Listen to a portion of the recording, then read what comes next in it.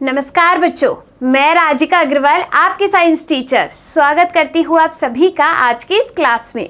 यहाँ पर हम पढ़ने वाले हैं कक्षा 10वीं का अध्याय नंबर 24 जिसका नाम है जनन। देखिए, जैसे कि पिछली क्लास के अंदर हमने पढ़ा था कि जनन दो प्रकार का होता है, अलैंगिक जनन, लैंगिक जनन।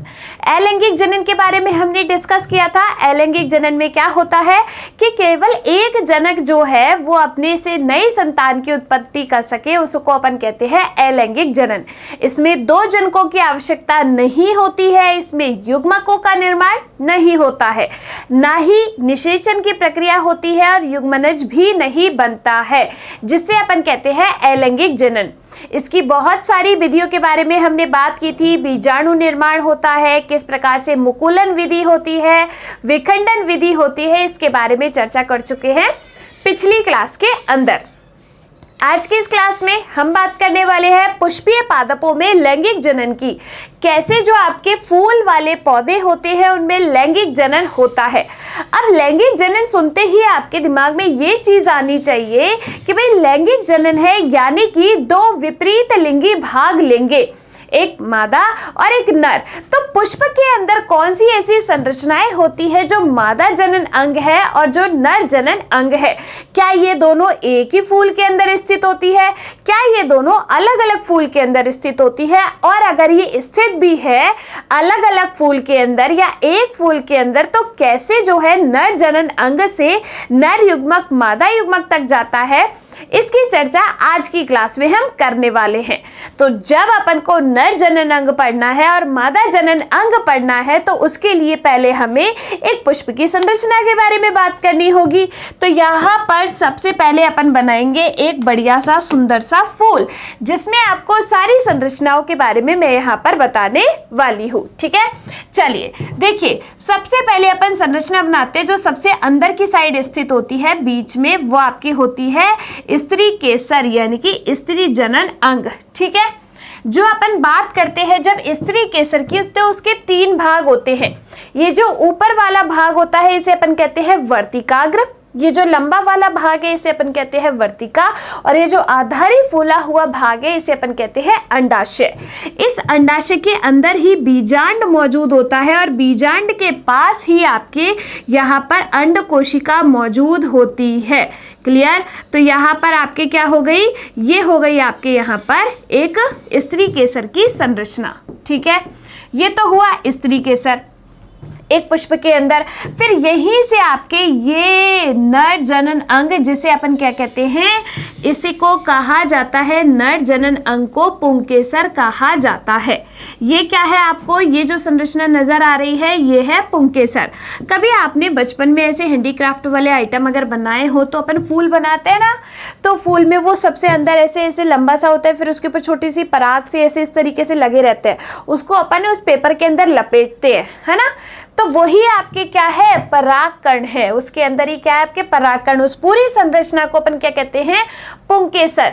तो स्त्री केसर क्या है, आपके मादा जनन अंग है, और पुंकेसर क्या है, नर जनन अंग। ठीक है, फिर इसके बाद ये जो होती है वो आपकी क्या है, दलपुंज यानी कि पंखुड़ी। कलरफुल सी तुम्हें नजर आती है ना पंखुड़ी, तो ये क्या है आपके दलपुंज है। ठीक है, ये हो गया पंखुड़ी आपके दलपुंज। क्लियर? फिर आपके यहाँ पर इस तरीके से ग्रीन कलर की, हरे कलर की बाह्य दल मौजूद होती हैं। ये क्या है, बाह्य दल, और ये हो गई अपनी पुष्प की संरचना। क्लियर हुई बात?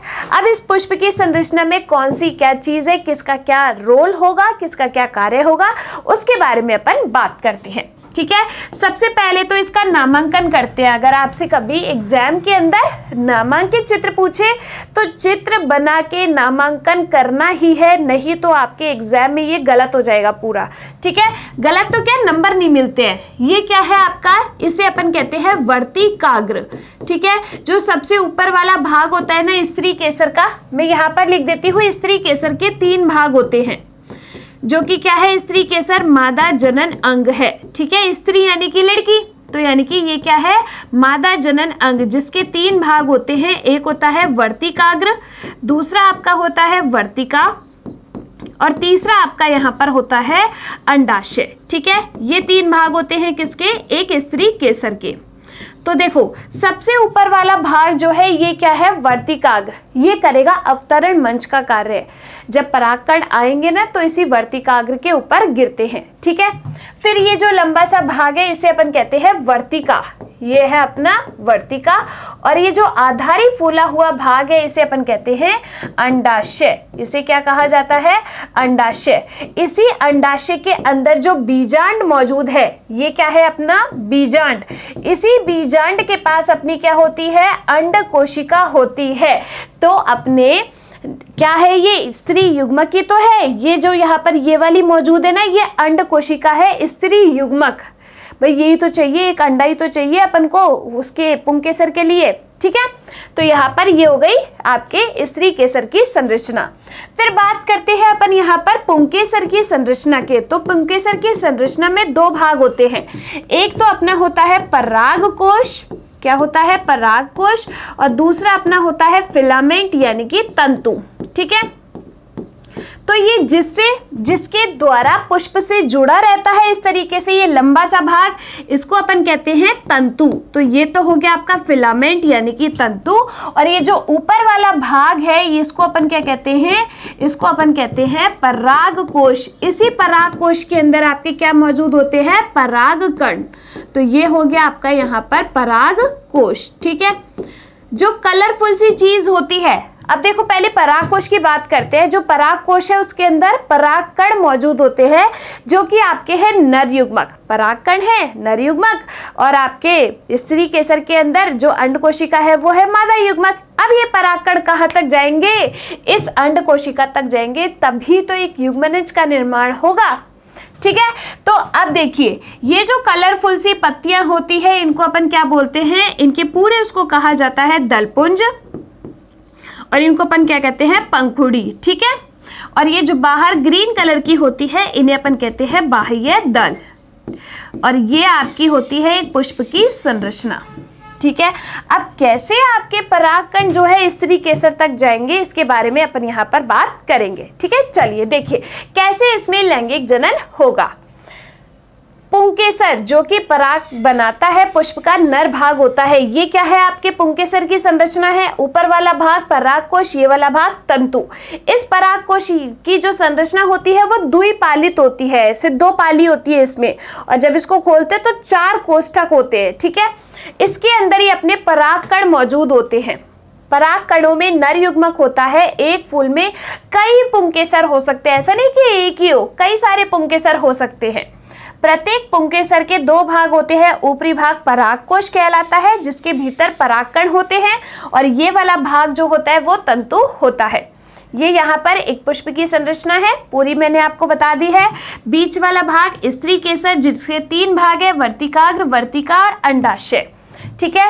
आपके फिर पुंकेसर के 2 भाग होते हैं, परागकोश और तंतु, और ये पंखुड़ियाँ क्या है आपके दलपुंज, और ये आपके बाह्य दल। क्लियर। देखिए निचले भाग आपके पुतंतु के ऊपर स्थित होता है कौन, परागकोश। स्त्री केसर मादा भाग होता है जिसका निचला भाग आधारी फूला हुआ भाग जो होता है वो आपका क्या है, अंडाशय है, ठीक है, जिसके पास अपना बीजांड होता है, और बीजांड के अंदर अंड कोशिका मौजूद होती है जिसमें अंडाशय मादा युग्मक होते हैं।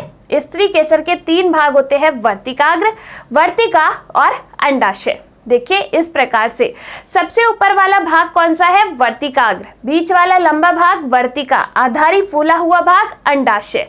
क्लियर। ये हुई आपके स्त्री केसर की संरचना। एक पुष्प की संरचना अब हमने यहाँ पर देख ली।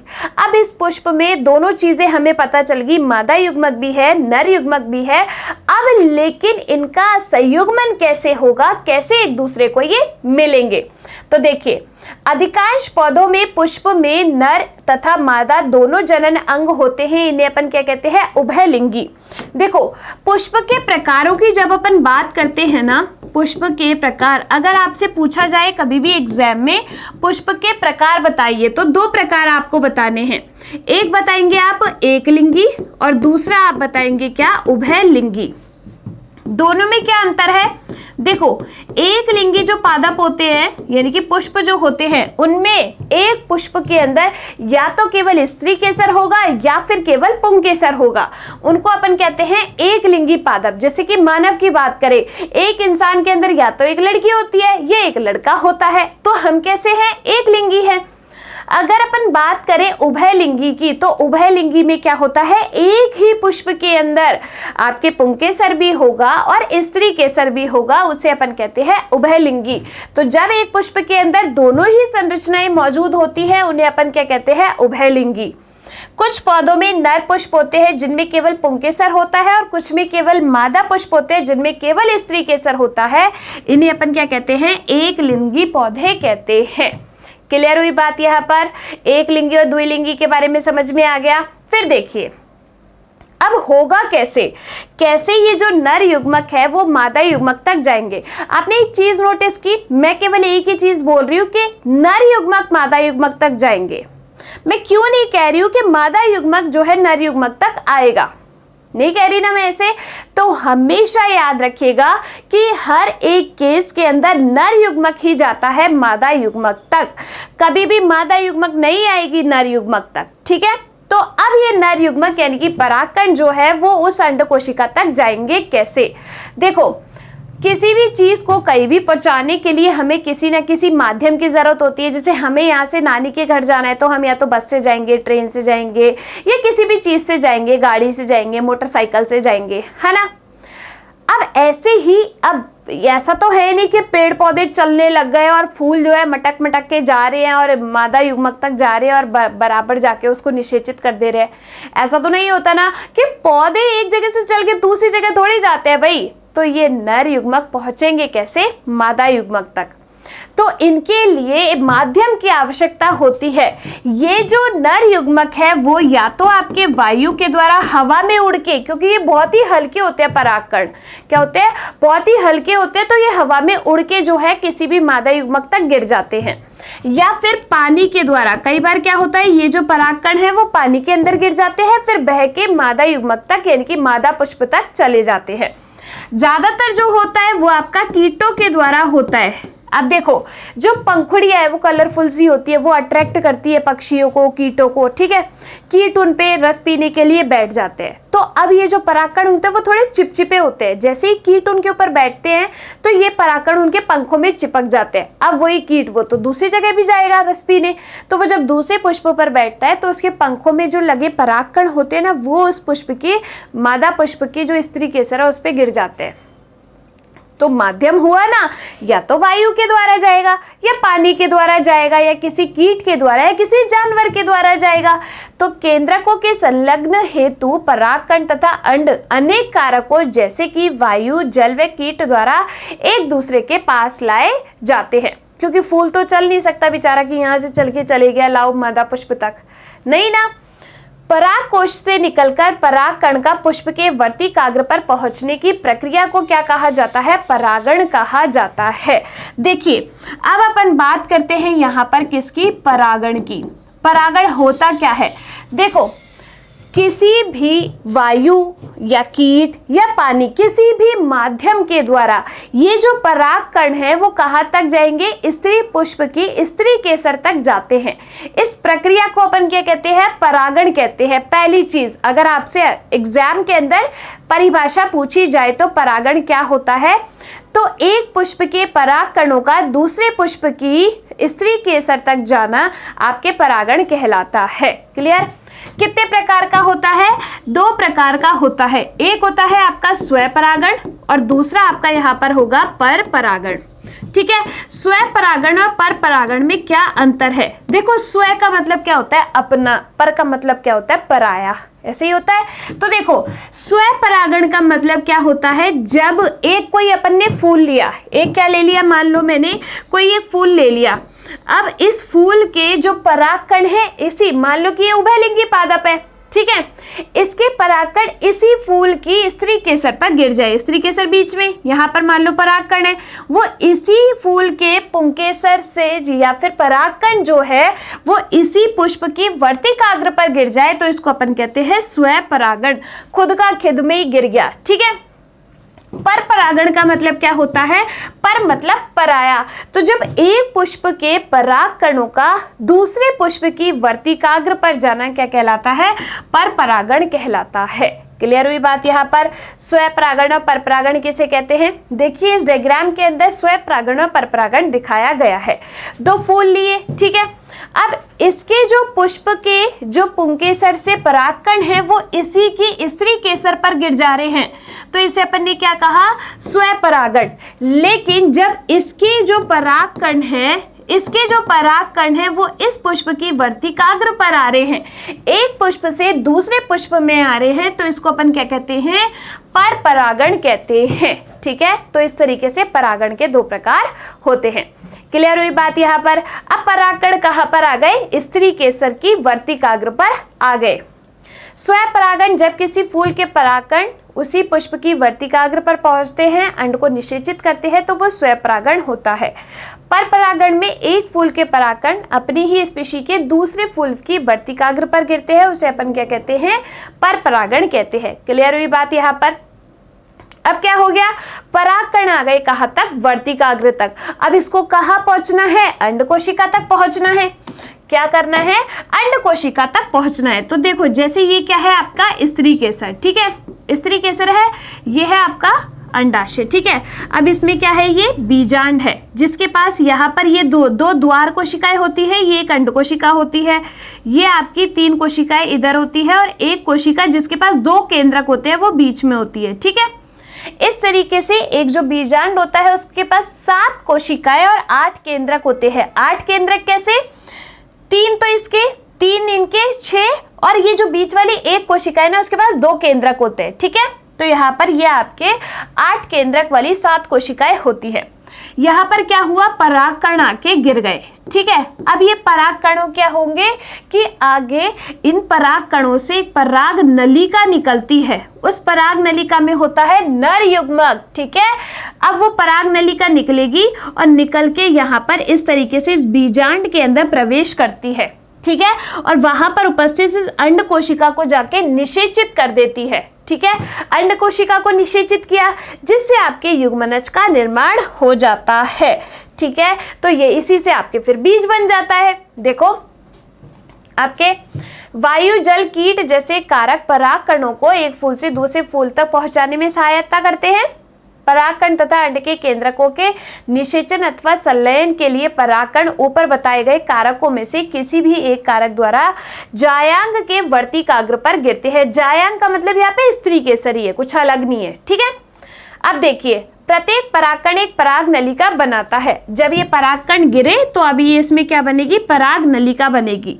इस पराग नलिका के अंदर इस तरीके से 2 नरयुग्मक होते हैं, ठीक है। यह पराग नलिका वर्तिका के भीतर बढ़ती जाती है और परागकण का केंद्रक बीजांड में पहुंच जाता है। अब देखो क्या होगा? ये वर्तिकाग्र है, ये वर्तिका है, ठीक है, और ये आपका अंडाशय है। इस अंडाशय में क्या है? बीजांड है। यहाँ पर क्या है? अंड कोशिका है। परागकण में से क्या निकली? पराग नलिका निकली और कहाँ पर प्रवेश की? इस बीजांड के अंदर प्रवेश कर गई।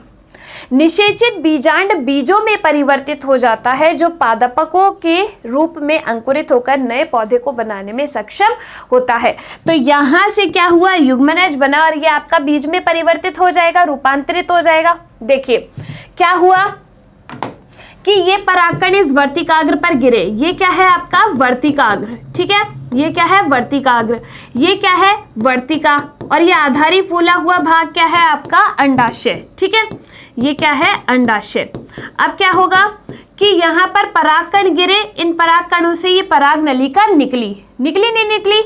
अब ये पराग नलिका कहाँ जाएगी? इस के अंदर प्रवेश करेगी। यहाँ पर ये क्या है? अंड कोशिका मौजूद है, यहाँ तक जाएगी।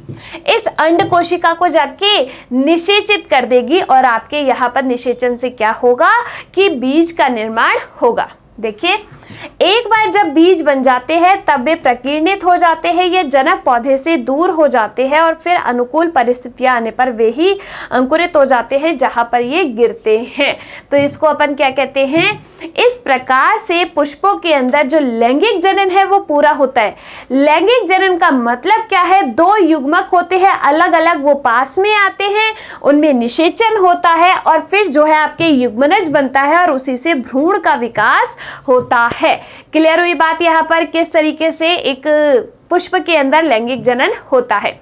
देखिए, जब अपन एक पुष्प की संरचना पढ़ते हैं तो उसमें कौन कौन सी संरचनाएं होती है? स्त्री केसर, जो कि आपका क्या है?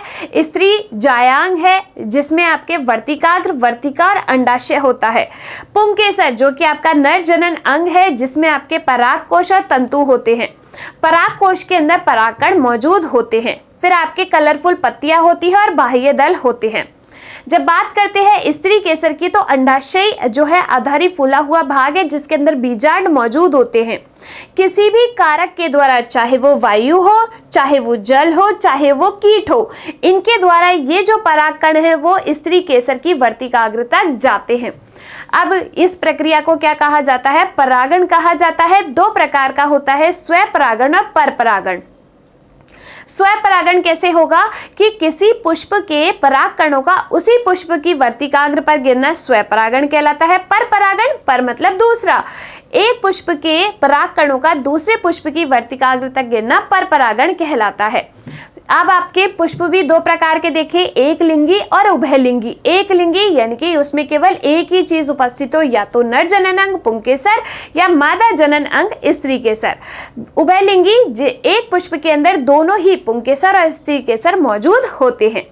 परागण की फल प्रक्रिया के फलस्वरूप क्या होता है? परागकण वर्तिकाग्र तक आ जाते हैं और फिर इनसे प्रत्येक परागकण से एक पराग नलिका निकलती है, जो कि वर्तिका से होती हुई बीजांड के अंदर प्रवेश करती है, जहां पर अंड कोशिका मौजूद होती है। उसको जाके निषेचित करती है और बीज का निर्माण हो जाता है और बीज जो है अनुकूल परिस्थितियों में प्रस्फुटित हो जाता है और एक नए पादप का निर्माण कर लेता है।